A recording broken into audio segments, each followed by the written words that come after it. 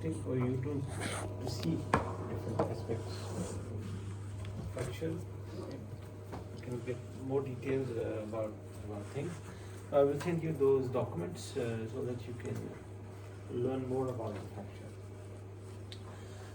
Okay, so we have the criterion.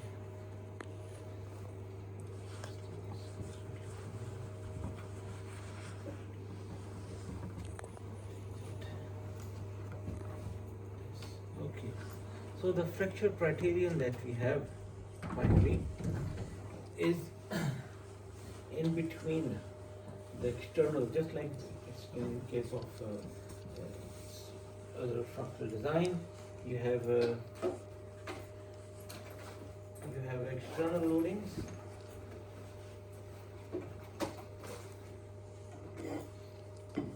and you have external loading, which is the KI, and you have internal, you can say, or the strength, the fracture strength, which is KIC.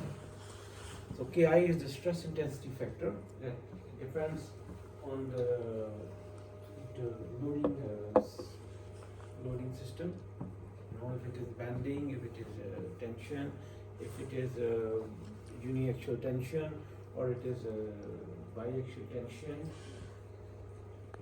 Okay, and also the position of the crack.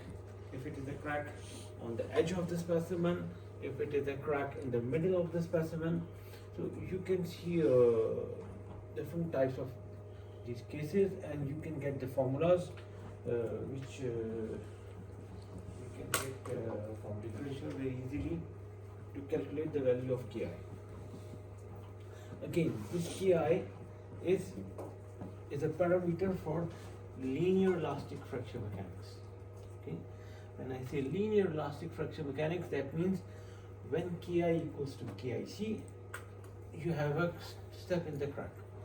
Okay, if we are constantly maintaining Ki equals to KIC, then constantly you will have crack will keep moving.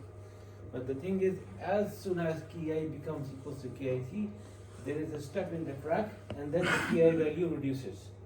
So then you have to increase the load to again reach the value of Ki.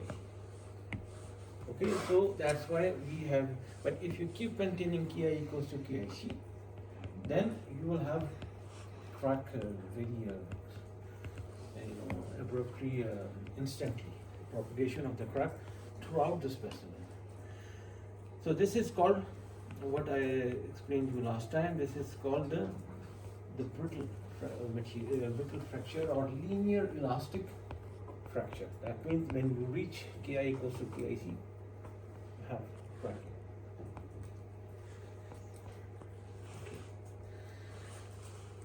These are some formulas that we saw yesterday. So when Ki is less than KIC, then there is no crack growth. And when Ki equals to KIC, you have a KZ static crack growth, progressive crack growth. And when Ki is greater than KIC, in some things, in some mechanisms, especially like in dynamic loadings, when you have an impact load, the energy is so much that Ki becomes equals to KIC. Okay, you get, we have a dynamic testing lab just next to this building, and where we do different types of testing, in which we do an impact load on the concrete, and in that case the load is so high that it already increased Ki equals to KIC. Okay? So that in that case there will be a very dynamic growth, unstable growth, and that can happen. So in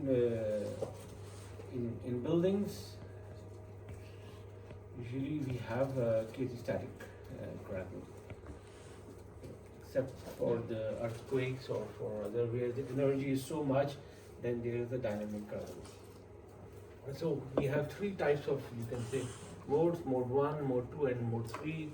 Mode 1 is the opening mode, mode 2 is the sliding mode, and mode 3 is the tearing mode.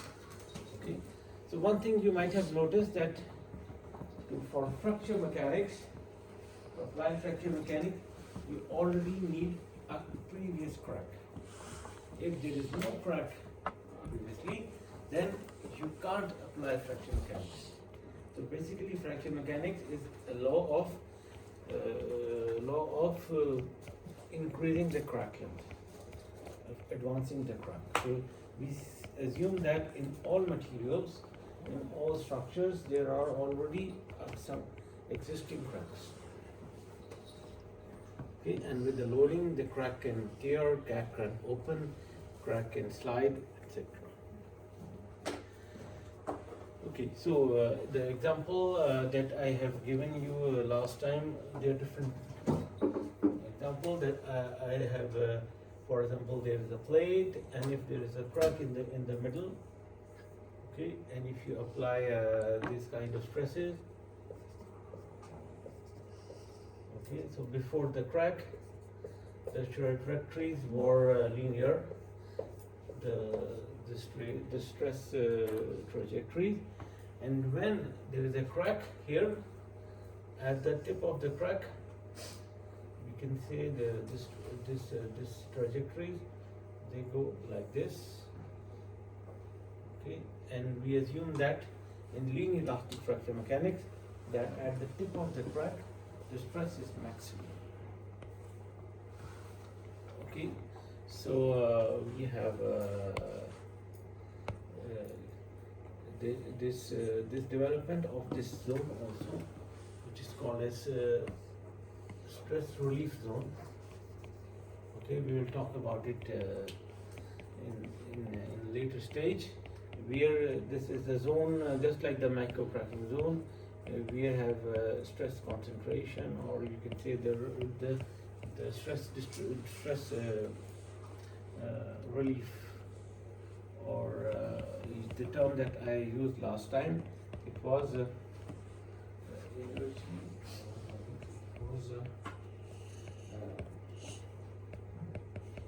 energy dissipation. Okay. When we apply a load with the crack, the energy is dissipated, it's released. So this is the natural mechanism that when we apply the load, the structure can store the energy up to a certain level, and after that, it releases the energy by cracking.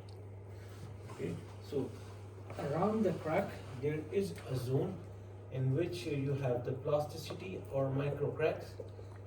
These zones only exist in case of plastic materials. If it is plastic material, then you have a plastic zone.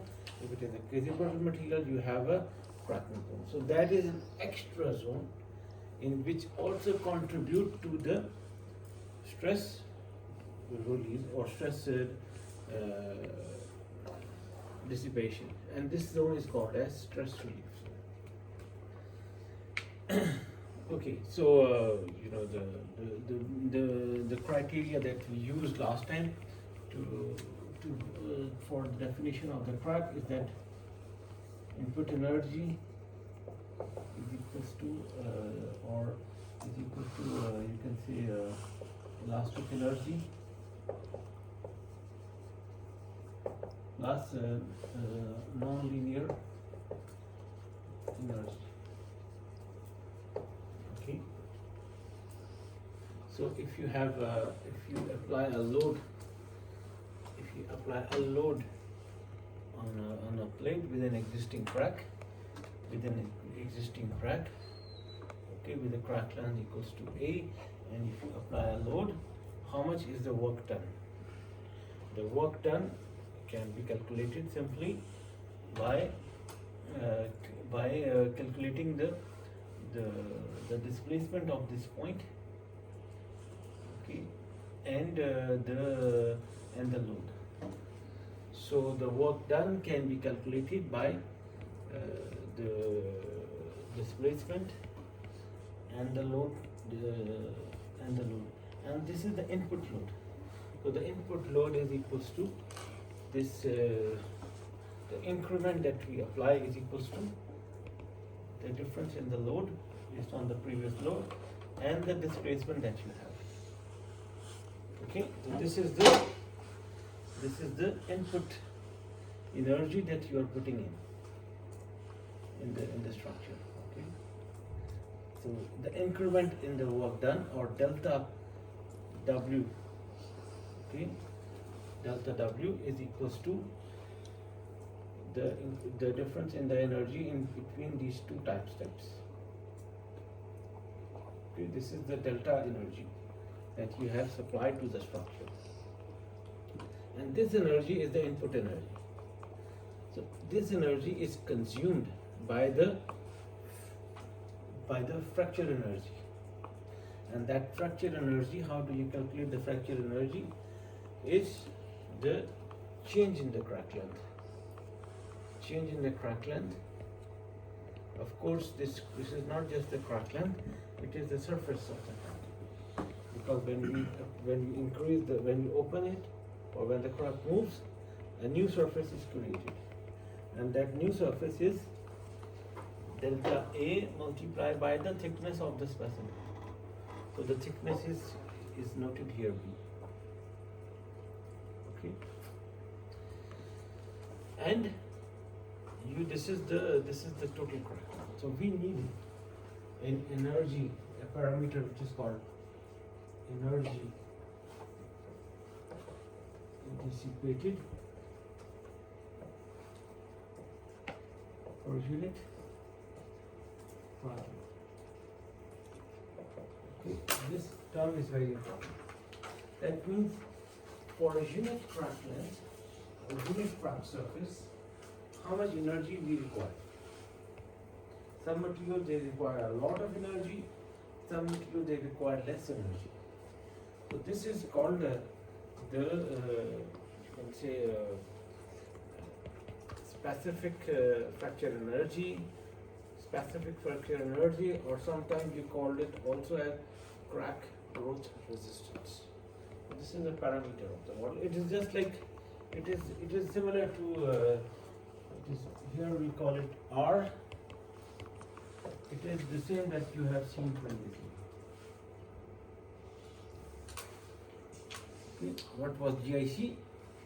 We said that last time that GI becomes equals to GIC, and then you have a increment in the crack length. GI is the energy that we supply, and when it becomes equals to GIC, there is an increment in the crack, or KI equals to KIC, there is an increment in the crack.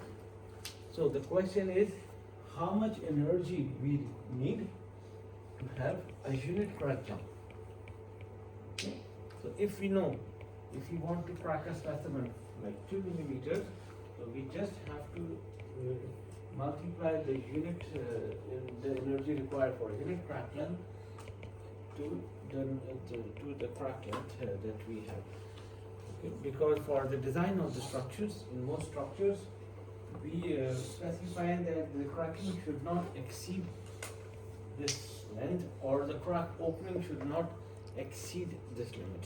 For example, in concrete, in buildings, usually we say it is a criteria on the crack opening. We say that the crack opening should not exceed 0.4 millimeters for buildings, and for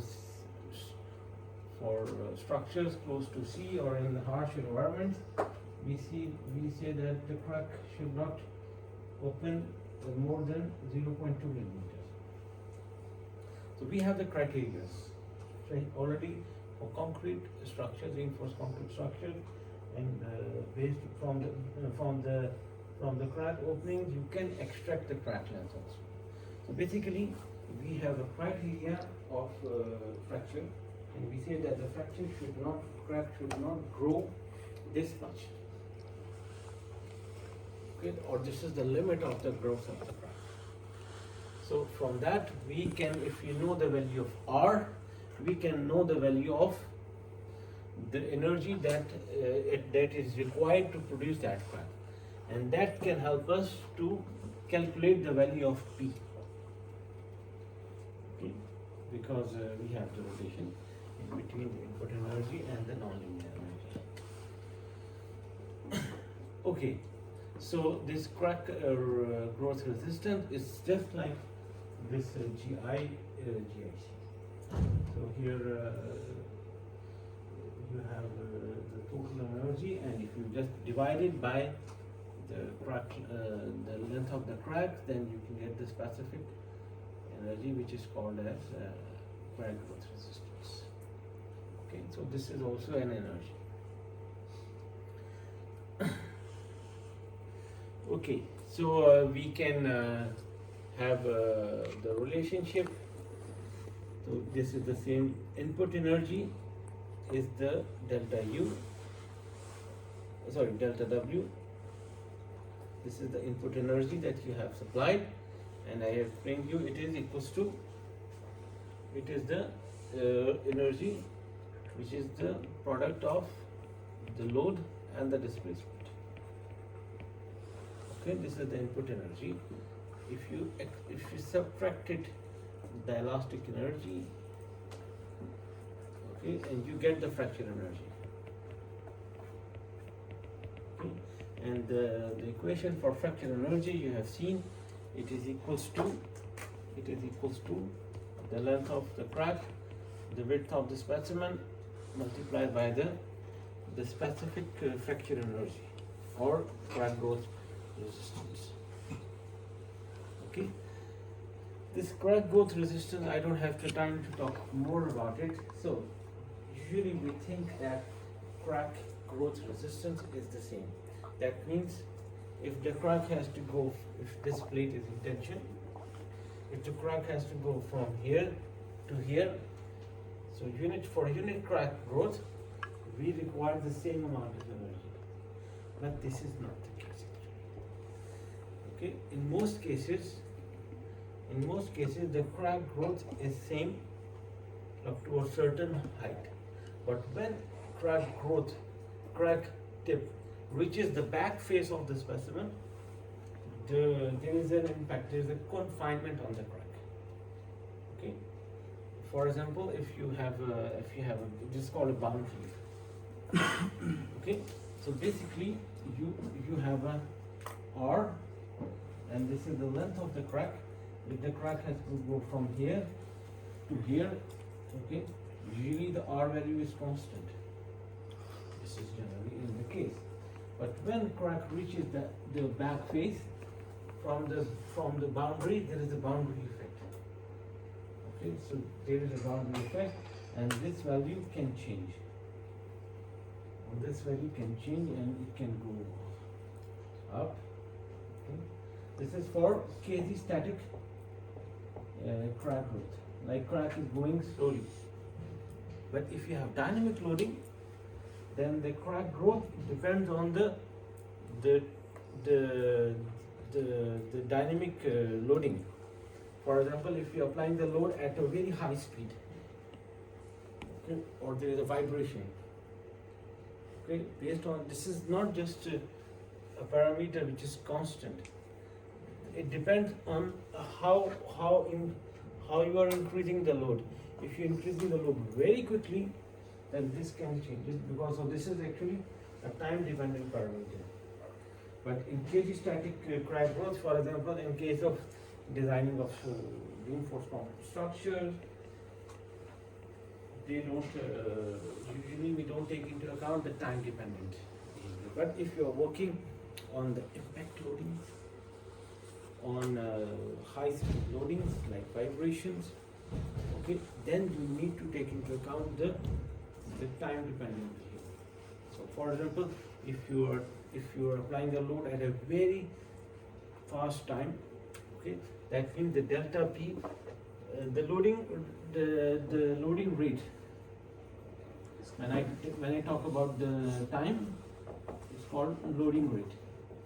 Loading rate is dP over dt. Okay, in what increment of time you have applied this load. If the increment is very small, if the loading rate is very fast, then this R can be very high. Okay, so this is also a time dependent behavior. So that is why we in buildings, in most structures, we very define in a quasi-static manner. So we don't consider the time-dependent behavior. Okay. So here you have the crack growth resistance that we.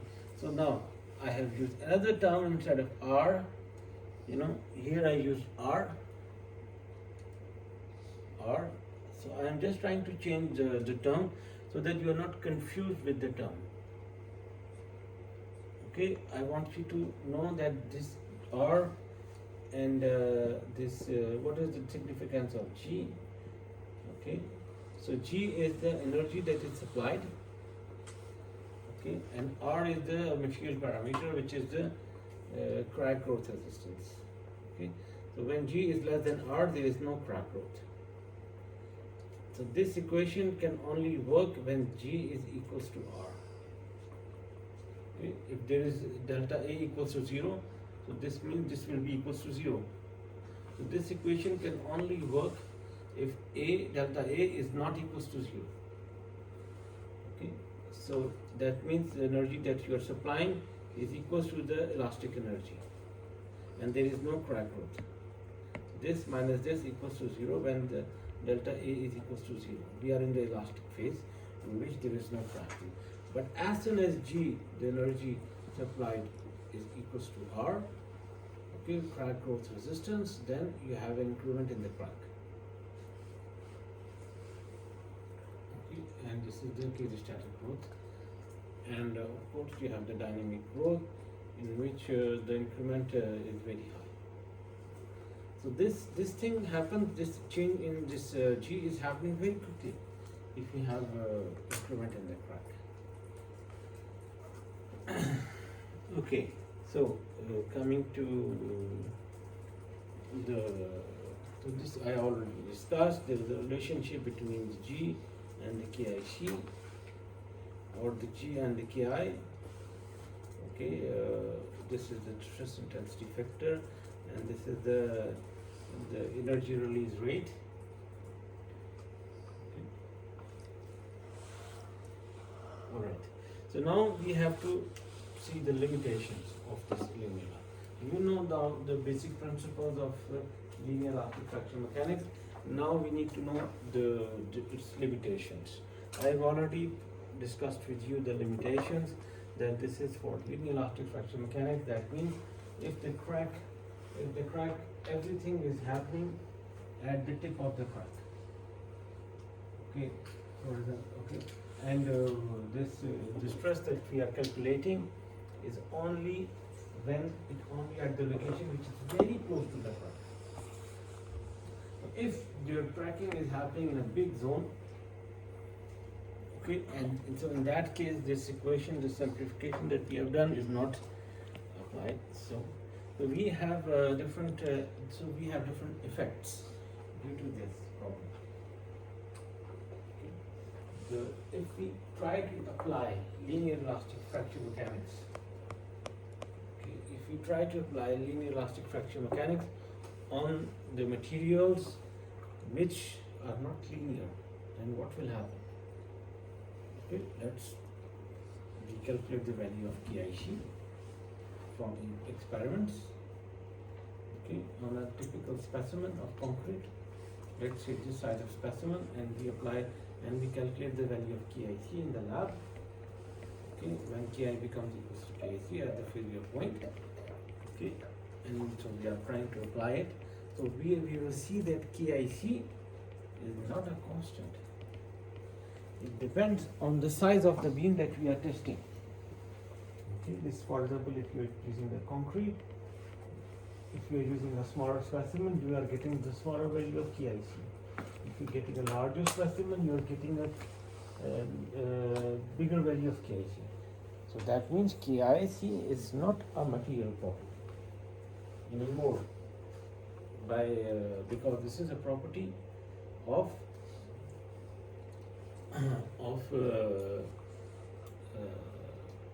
linear elastic fraction mechanics. That means this R is not a constant anymore. Okay.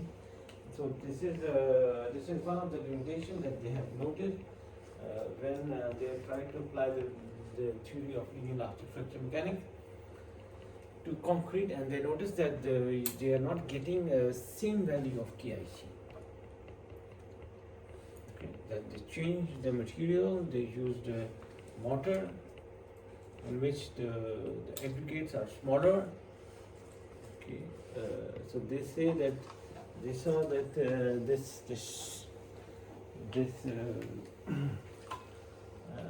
curve, this starts to become a little bit more flattened, and they saw a tendency. They saw a tendency that in the typical specimen you have 80 millimeter, like 8 centimeter.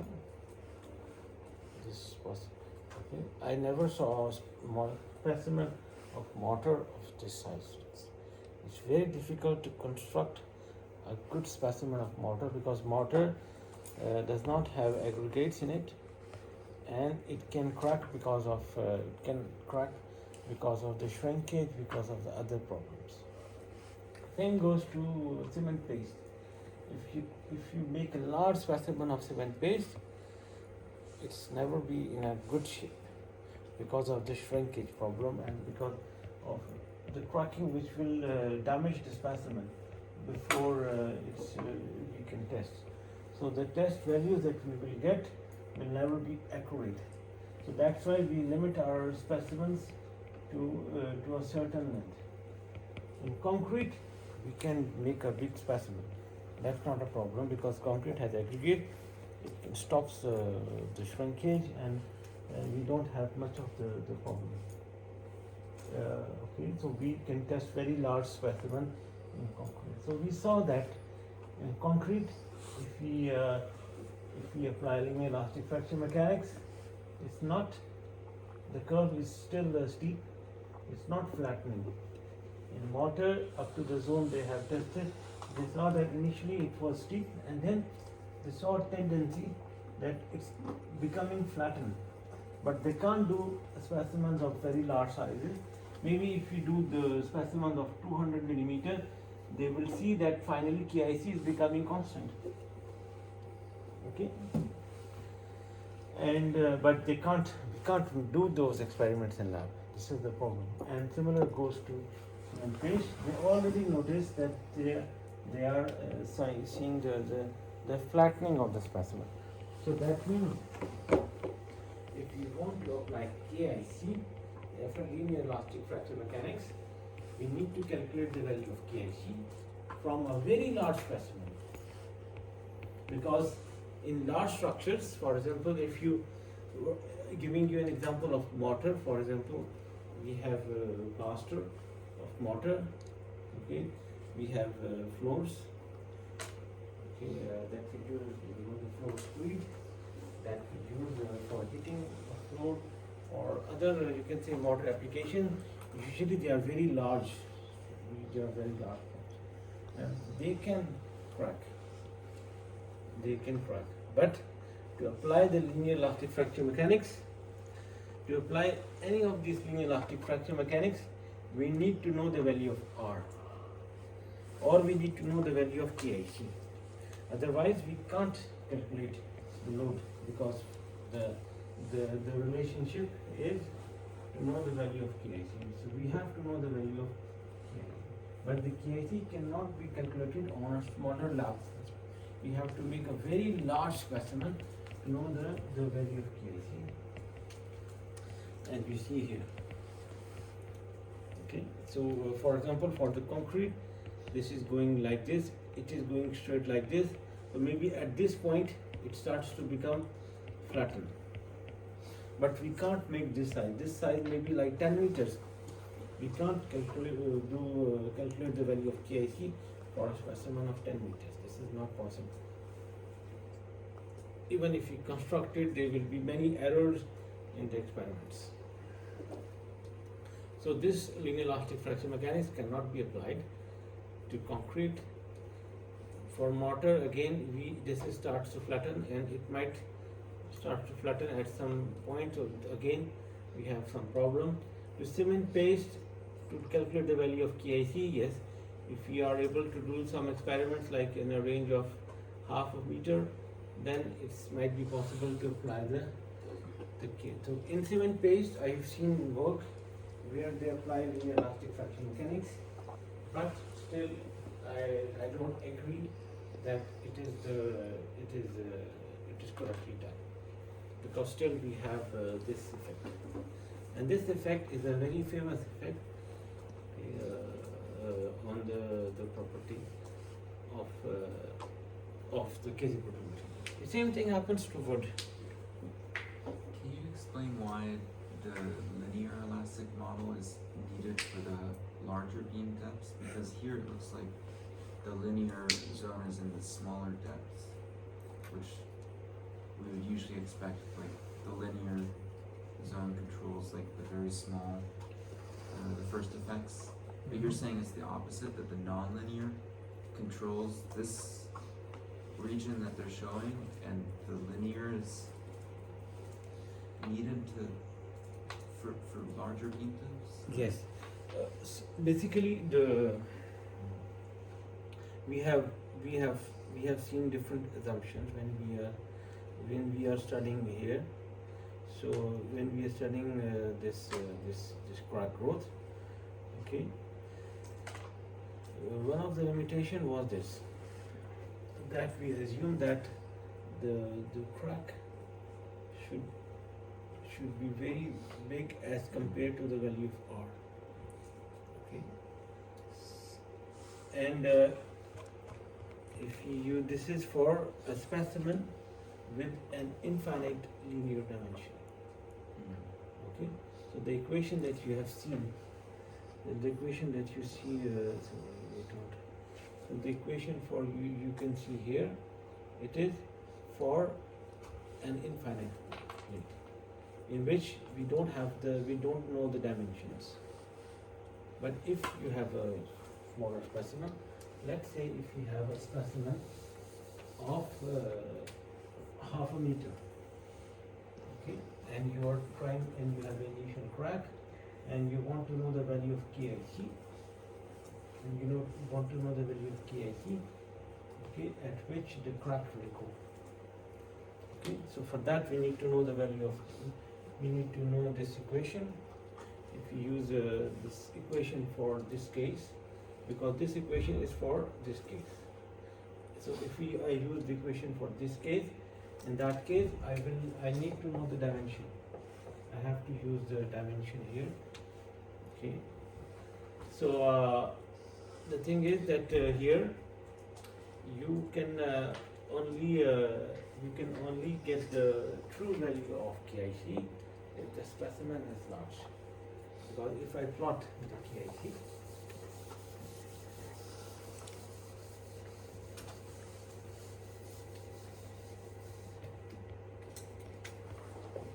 okay, if I plot the value of KIC by changing the value of D, and if it is a concrete, okay, the value is that we have seen here. You're getting points by testing different specimens, and we saw that the trend is going like this. Okay. So which value of KIC I use to design my structure? Because the equation says that when Ki equals to KIC, the material flows. And I want to know the load, the design of the structure is what? Is to find the load that I can apply. Okay, so for that, this is the equation. I need to calculate the value of, this is the main equation. I need to know the value of this sigma. This is the external load that I am applying. Okay, and the Ki is a function of the load and the crack length. Okay, but this equation is for, as I said, this equation is for here, for this case. So for this case, in this equation, you will also have the D. Okay. So my equilibrium condition is saying that I want to know the value of sigma when Ki equals to KIC. So very simple, I need to know the value of KIC. I put it in this equation, okay, and I can calculate the value of this. This is a simple calculation. But which value of KIC I use? Because the KIC that I can calculating in the lab, is dependent on the size of the beam that I am using. So let's suppose I use a beam of 100 millimeter. Okay. I know the value. I use this value of KIC and I apply it here. And this formula I use it for, let's say, for a dam. So this value is not correct because in dam the D is very big. So Ki is not this value. So what will happen? This value is very low. If you have a low value of KIC, okay, you will not get the right equation. Okay, so that means we are not designing properly. To know the right value of the KIC, we have to test the specimen at a very large scale. So maybe if you are going to a very large scale, okay, if you are able to test it, then what we see here, then this maybe when you have an asymptote here, then this value of KIC might be the true one.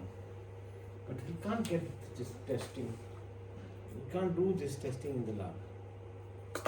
Either we use numerical models, but again we have limitation. So finally, we have a limitation of applying Ki, the linear elastic fracture mechanics to materials like concrete, in which we have this kind of behavior. Okay. But the main question is, why these materials do not have a constant value of Ki?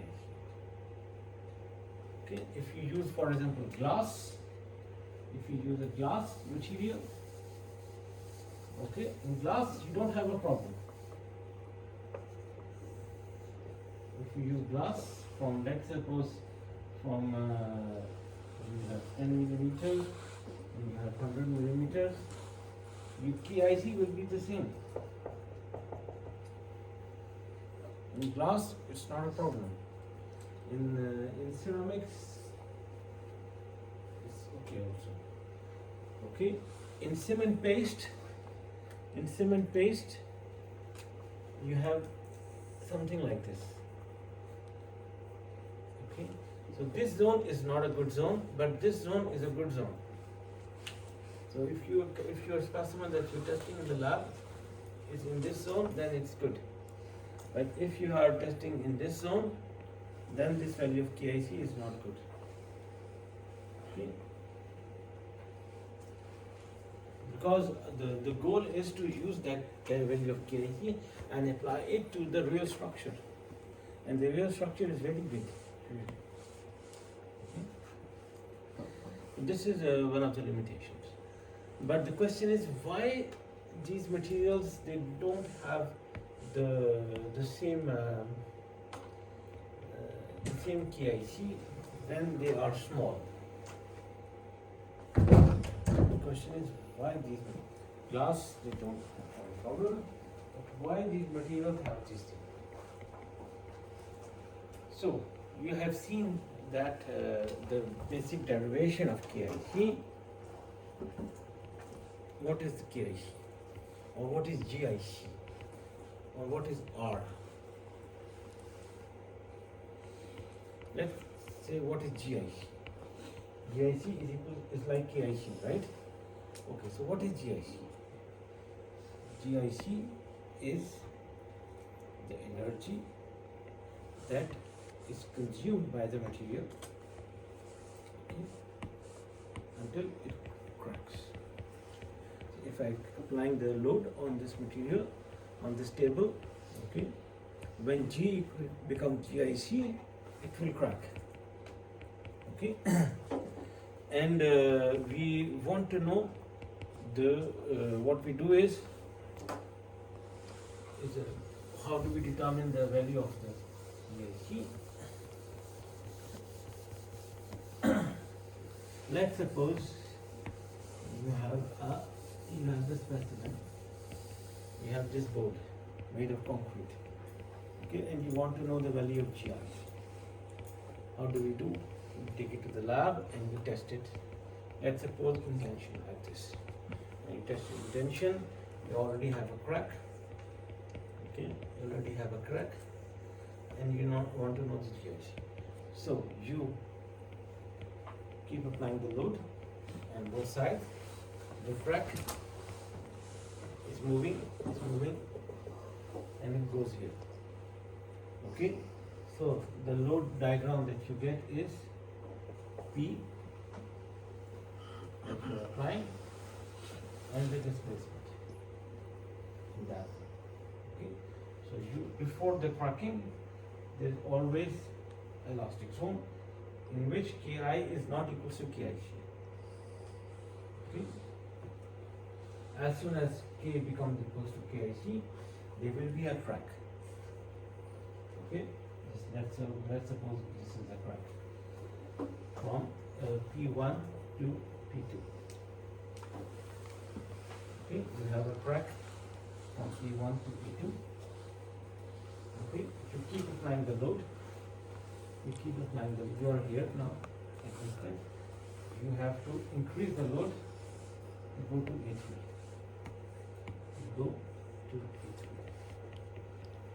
Okay, keep applying until you reach here. Okay, this is, let's suppose you are reaching here. Let's suppose it's A5. Okay, A5, this length, really it is the, I will talk about it later. This is the critical length. Critical crack length. Okay, critical crack length. At this critical crack length, when A equals to critical crack length, okay, this is AC, critical crack length, E equals to E max. Okay, we are at the maximum load. The structure cannot take more load. Okay. Then it goes like this, and we fill. So here you have 5. This is P6, P7, P8, and finally P9. So you are going to P6, P7, P8, and finally it will fail at P9. Okay, so this is the whole, you can see the experiment that you do in the lab. So how to determine the value of K? In a very simple manner, giving you a very simple way. So basically, we are assuming that the energy that we are applying, the energy is this. This is the energy that we are applying. Load displacement will give you the input energy. Okay, that energy is used one part for the elastic, but elastic is so small. And then all of this energy is consumed to drive the crack from this part to this part. Okay, so what I need to know is the GIC. The GIC is the area of P delta divided by, how much is this? Let's suppose this distance was D minus A1. So this is going to give me the specific energy, the energy which is required for unit crack length. This is the total energy. This is the total crack length. If I divide it by this, it will give me the energy for unit crack length. This is called GIC. Okay, so this is what I need. This is what I'm in a very simple way. I'm trying to explain it. Okay, if you do bending, if you do other type of experiment, then it is more complicated. But the problem is that this energy is not just used to for this thing in concrete like material. For glass, okay, yes, fine. This is good. But for concrete, there is more things happening. As I discussed with you, that the delta W is equals to delta U plus delta, you can say nonlinear energy. Okay? Nonlinear energy, right? We have elastic energy, total energy, change in the total energy is equals to change in the elastic energy and the change in the nonlinear energy. Or if you easy for you, let's take out the delta. Okay, it's simple. For glass, this is equals to one thing, which is the crack.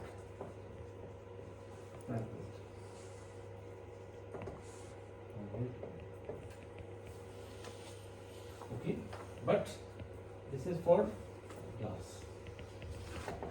We have only crack width. But for concrete, we have started three things. We started that there is micro cracking, there is softening, and then there is cracking. And the crack, micro cracking. Okay? If you remember the first slide that I have shown you, so in crack, we have different things happening here. Okay, so crack cannot just go in a straight line. Crack has many things happening. So that formula that we usually use for inelastic fracture mechanics cannot be just, we can't just divide it by this quantity, because this will give us wrong estimation of G. So the GIC is the unit energy to drive the cracking. But when the crack is driving, there are many things which are happening. The energy is consumed for the crack arrest problems, for micro cracking, for breaking the aggregate, for going right and left, for crack launching. For all these things, they are consuming the energy. So the energy calculation that we do here is not correct. So that causes this problem. Okay. So now assume this plate becomes equals to this wall. Okay. So now if you apply this formula starts to make sense, because now the aggregates are so small that the energy consumed from this and the extra mechanisms, they become smaller, and this things become larger. Okay, but if you are using a small specimen, for example, a small specimen here, so here if you have, so here the crack can go like this. So here these two problems, they are very significant. So the larger the structure, this linear elastic fracture mechanics starts to make sense, and you start getting the same value of KIC. But when the structure are smaller, then because of the extra things, micro cracking, softening, crack arrest, and other things, you don't get the same value of KIC. Okay. So if you have, if you take out the aggregates, if you take out the fibers, you take out the sand, you have only cement paste. You are starting to make the KIC starts to have the same value. So if you have a certain large specimen, the average, this is an average, right? I'm taking the average, right? So average is correct. But if you have so one of the problem is that the microstructure of the concrete consumes a lot of energy. Okay.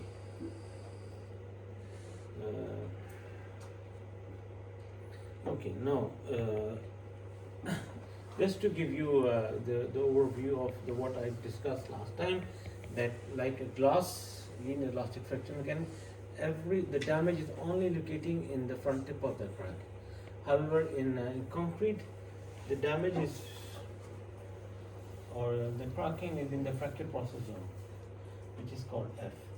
And you have the linear material here. You don't have cracking, and there is also some kind of, you can say, a non-linear zone here, which is the strain, some plasticity. Concrete does have some plasticity.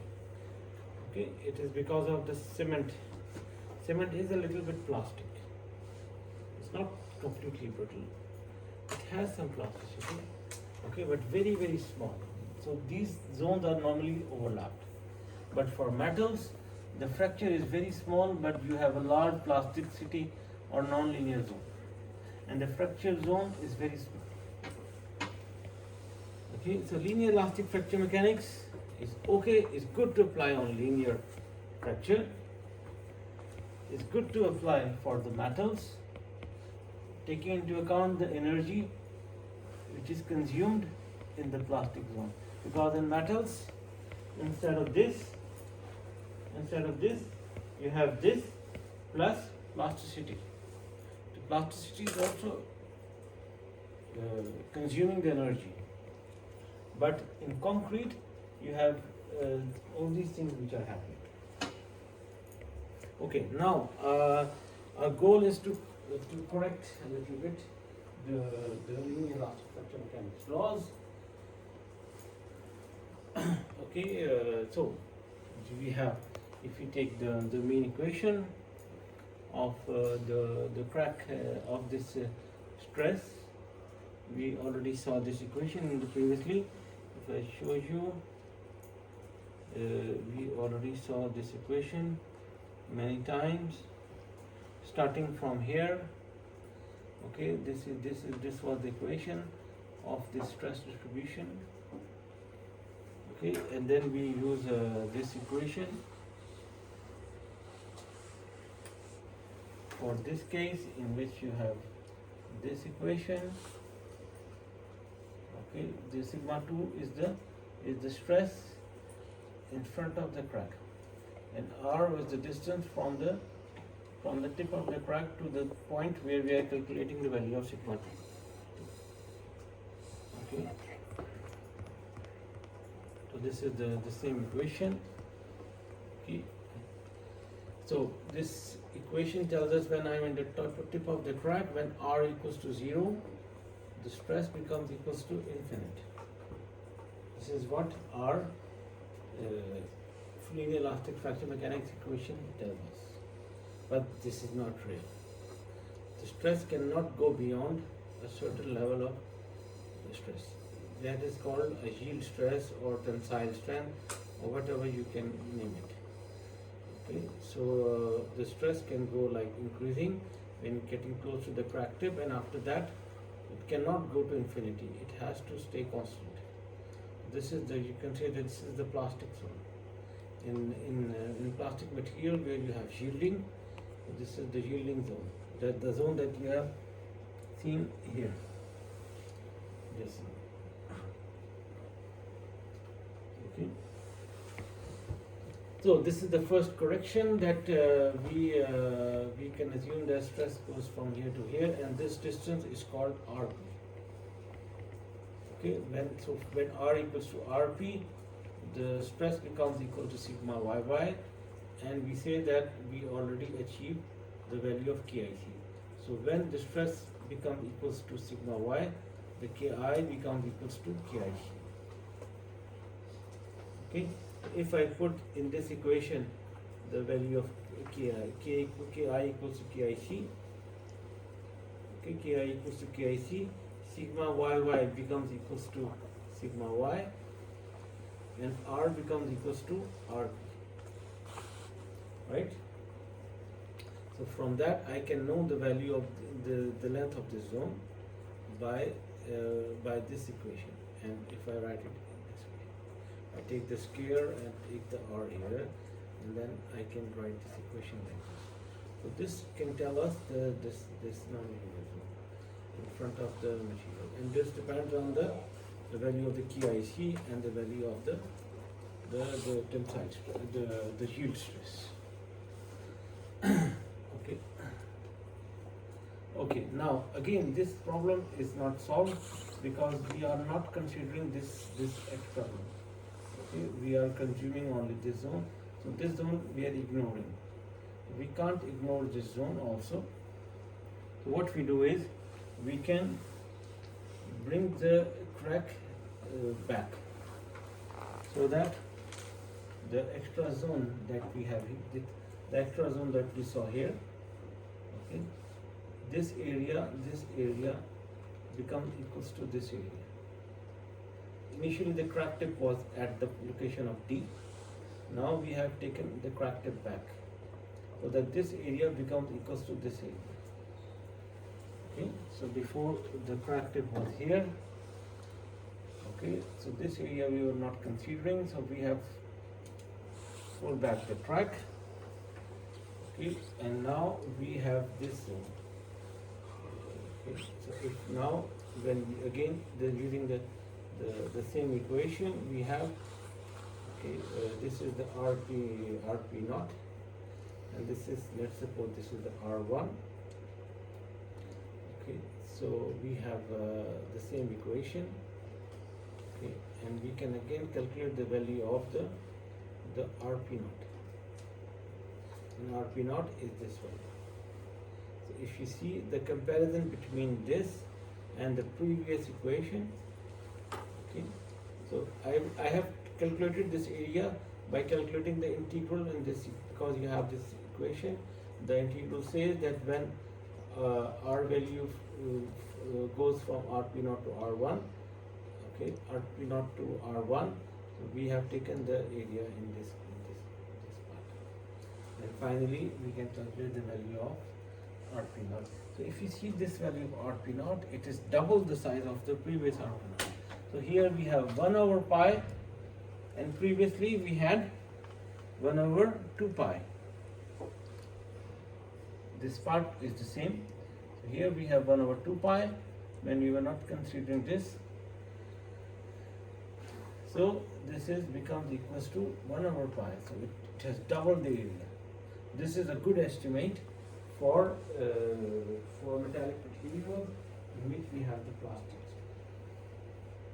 So that means this again, if you want to apply the linear elastic fracture mechanics for metals, so this zone, okay, I have explained you, this zone is not present in brittle materials. So when in brittle materials, when stress reaches to here, it cracks. So this thing happens only in the plastic materials. So in plastic materials, instead of micro cracking and softening, you have cracking plus plastic zone. So in brittle material also, in metals also, linear elastic fracture mechanics cannot be applied directly. So we have to design the specimen so that effect of the plasticity is not significant, like a big plate. So we should have the experiment. They say that the size of the specimen that we use for testing, it should be very big. They say that it should be at least 2.5 times this value, or at least in most metals it should design the specimen size that you usually use should be 7.9 times the value of this RP. Okay, so in metals the RP is very small. It's not too big. This size of metal for typical metals, it's okay for that. Okay. So I don't have an example here, but you will see that this RP is very small. This 3-4 millimeters, 5 millimeters, a little bit the value of RP if you calculate it. Okay, so the structure should be that much big. so that the value of KIC is the true value of KIC. Okay, but for concrete, we have to increase specimen to a value. Why? Because in concrete, as I explained the last time, that first you have the elastic stress, then Ki becomes equals to KIC, then material does not fail and material does not plastify. The stress decreases slowly. The curve that you have seen here. So the stress decreases like this. Okay, and at the tip of the crack, the stress is equal to 0. So in concrete-like materials or quasi-brittle materials, we have this softening zone. This is called a softening zone. So we have to equate, this. We have to calculate this area, and we have to. So when stress becomes equal to the tensile strength of the material at point B, okay. So in linear elastic fracture mechanics, it says the stress can go infinity, but no, in concrete the stress cannot go infinity. It cannot go beyond the tensile strength. Okay, after that point, the stress starts reducing until it is 0, and this 0 should be the point at the crack tip. Okay, so we have to calculate this zone, the DCBE, which should be equals to OCB. Okay, if we take the integral of this part and calculate this area and equate it to this area, we can calculate the value of this zone, RP0.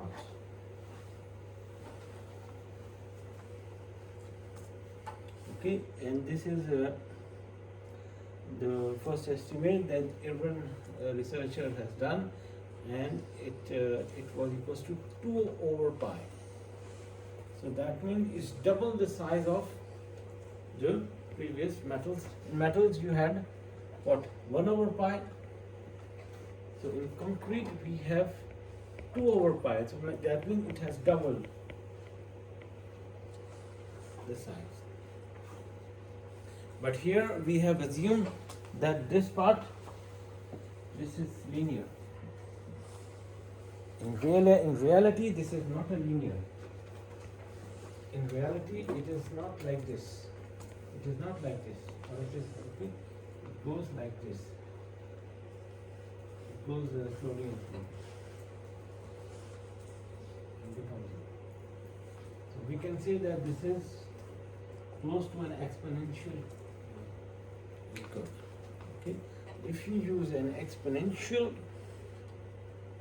term for the part between 0 and B, then you have even bigger RP0. You have even bigger RP0. So if you're using this curve as an exponential curve, like this, with an exponent of n, okay, so when stress becomes equal to tensile strength, the material starts to fail, okay, and then at the crack tip, stress is equal to 0, and instead of having a straight line, you're having an exponential progressive failure like this, like close to the reality. So in that case, you will see the value of RP0 if you equate the areas DCBE, which DCBE equals to OCB. Okay, so then you will see the value of RP0 that we get. It becomes equals to 1 over n plus 1 RP0. RP0 here is the previous RP0 that you have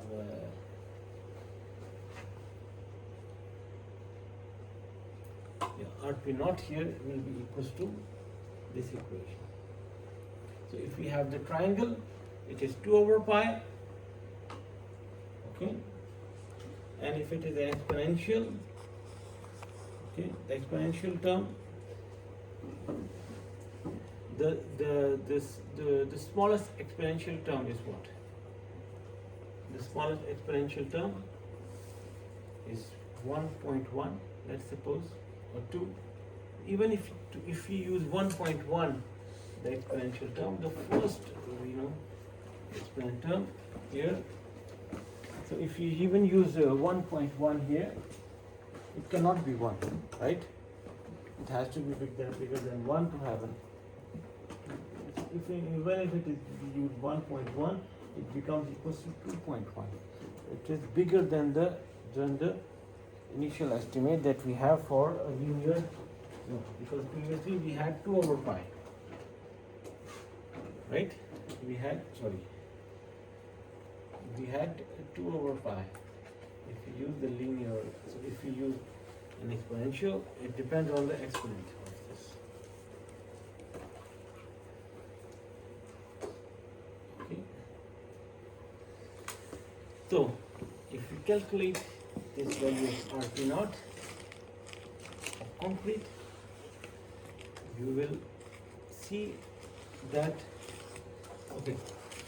we have further you can say used simplify this. So this part n plus 1 over pi, we call it by an eta. Okay, so this is called eta. Okay, KIC over FT. You can convert KIC into GF or the GIC. GF is the fractal energy or GIC. In concrete, we usually use GF instead of GIC. It's more common. Okay.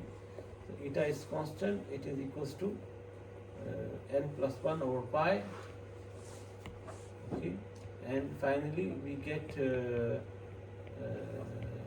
this value. If we divide RP naught divided by the pi divided by eta, it becomes equals to a parameter which is called as characteristic length.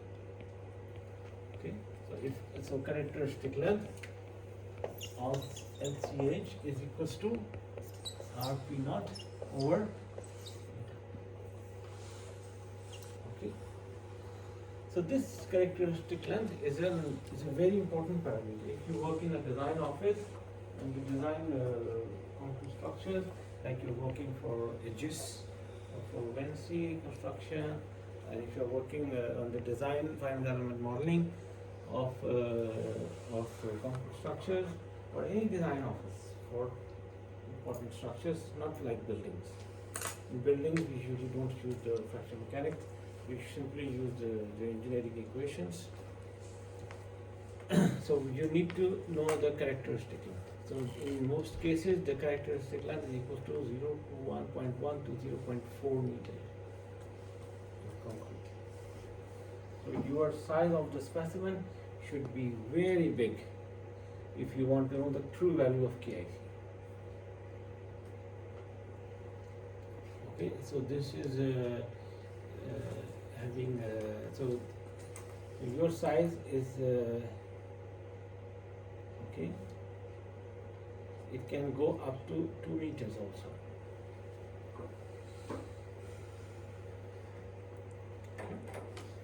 So to design the structures, we have 2 approaches. Okay, based on the KIC, nonlinear KIC, and so one is called the equivalent elastic crack. Okay, and the other is called, you can say, nonlinear fracture mechanics. So first we see the equivalent elastic crack. So the equivalent elastic crack, okay, again you have the same equation of the stress. Okay, so equivalent elastic crack, what is it? It is applied to when FPZ is very large as compared to the structural size. Okay.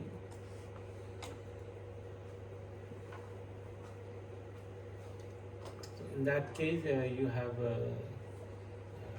the new crack is equal to the initial crack plus the crack, the change in the crack length, and RP naught. For example, if you're taking the Irwin estimate, which is the first estimate, 1 over 2 pi. Okay, so that is the change in the length. Okay, and you have the value of delta E.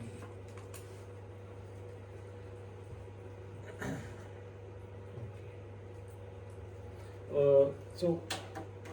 will forget about the slides because I need to explain things, because here I'm jumping very quickly into some complex things.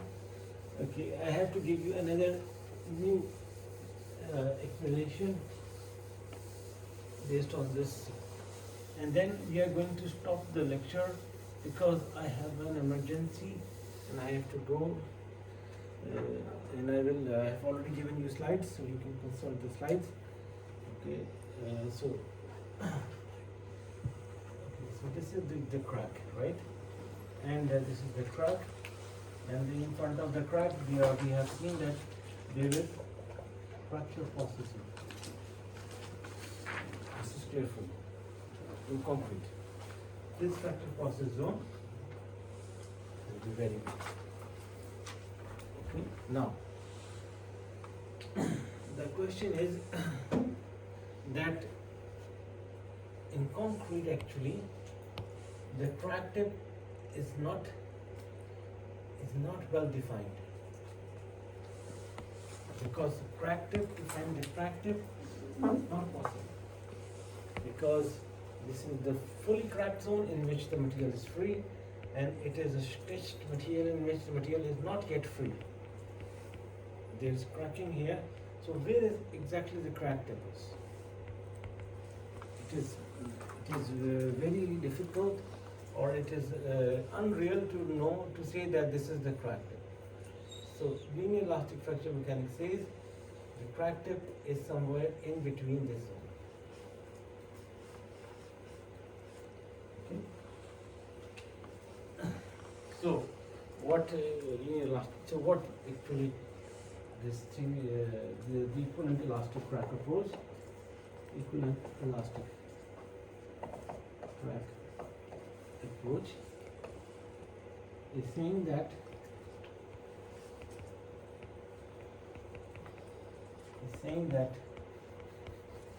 in concrete,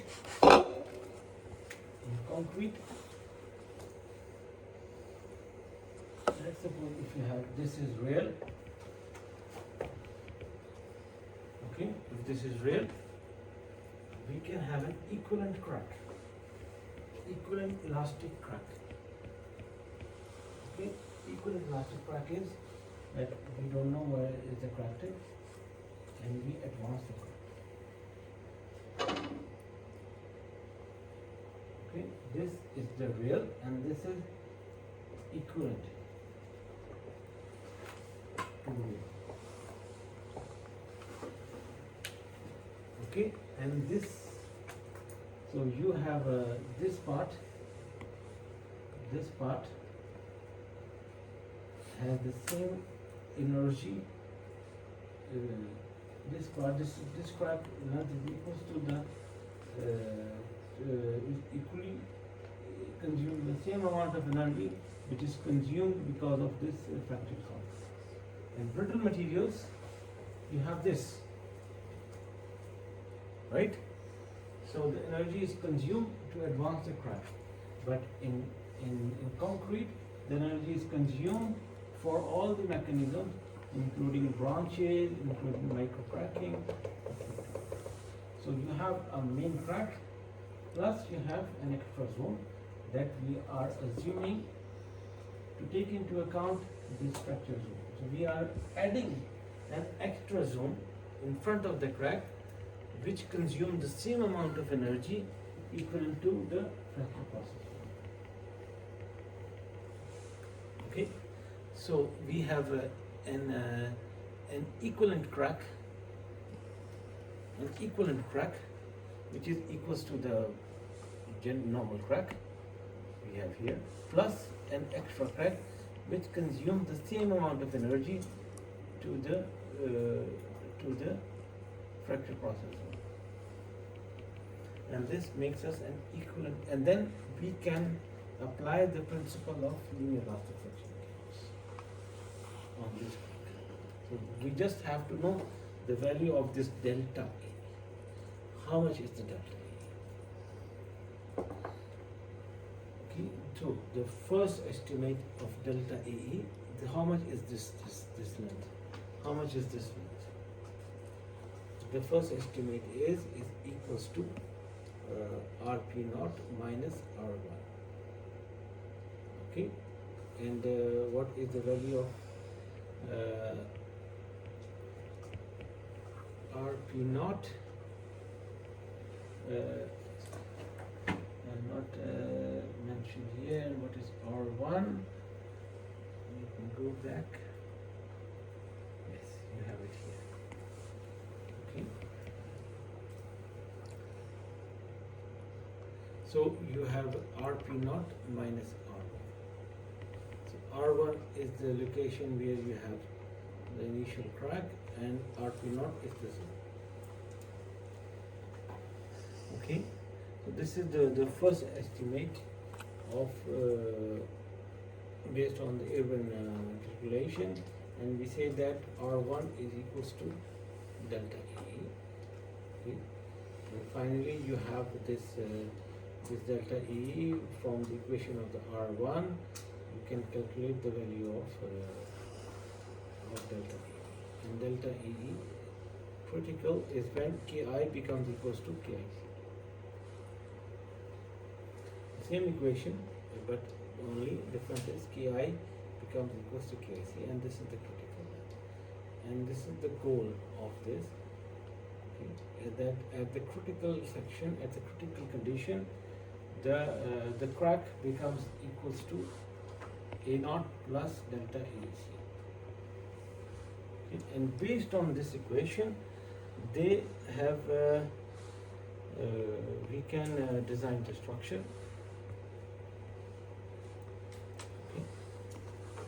We can design the structure. We have already know the value Rp naught and this.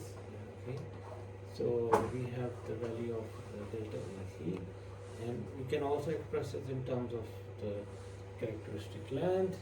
It is just by using the previous formulas. Okay, and instead there is another parameter which is called as the characteristic length of the structure zone, and it is for the delta EC, and the structural size is very, very big.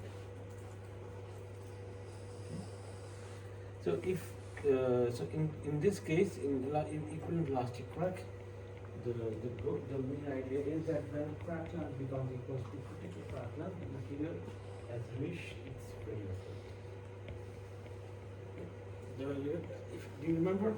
I told you about the critical crack length when I was drawing here. Remember? So this is the same concept. So at critical crack length, P equals to Pmax. So Pmax is the load that we are looking in the design. We want to know what is the maximum load. Okay, so instead of using KIC, we are using AEC. AEC is the equivalent elastic crack. Equivalent elastic critical crack. C for critical, E for elastic, and A is the crack length. So when A is equal to AEC, then new material fix. So what we do in the experiments, we don't need the value of KIC.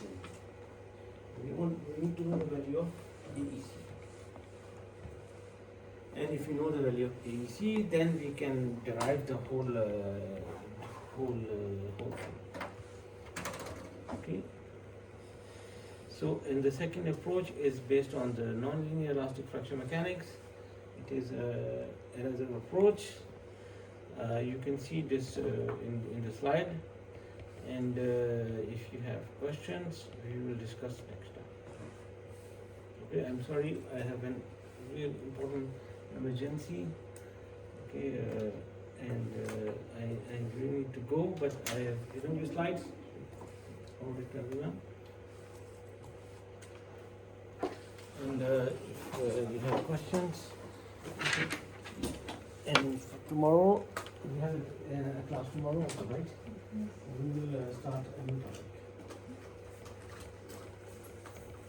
And I give you some lecture notes from the university professors, which are the